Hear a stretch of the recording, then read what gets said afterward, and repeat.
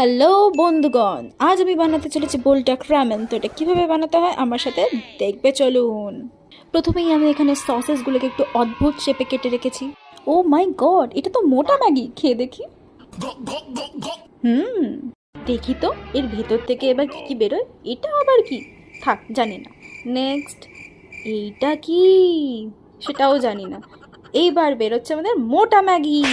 সব কিছু দেখে নেওয়ার পর এখানে আমরা গ্যাসটা অন করে নেব অ্যান্ড এই পাত্রটার মধ্যে আমরা পরিমাণ মতো জল নিয়ে নিলাম।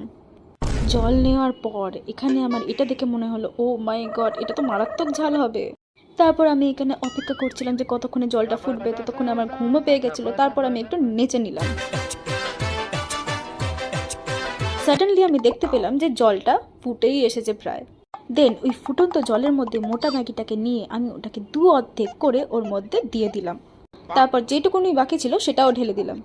তারপর আর কি, এই প্লাস্টিকটার আমাদের কোনো দরকার নেই, এটা যাবে কাঁচরার ডিব্বায়।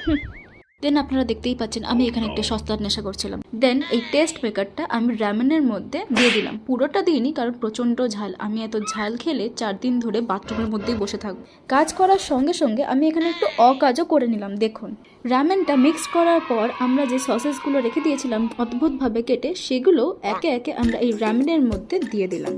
ফ্রিজের মধ্যে একটু চিজ রাখা ছিল, সেটা আমি আগে দেখিনি, বাট যখন দেখলাম তখন ভাবলাম রামেনের মধ্যে একটু যদি চিজ দেওয়া যায় তাহলে আরও খেতে ভালো লাগবে।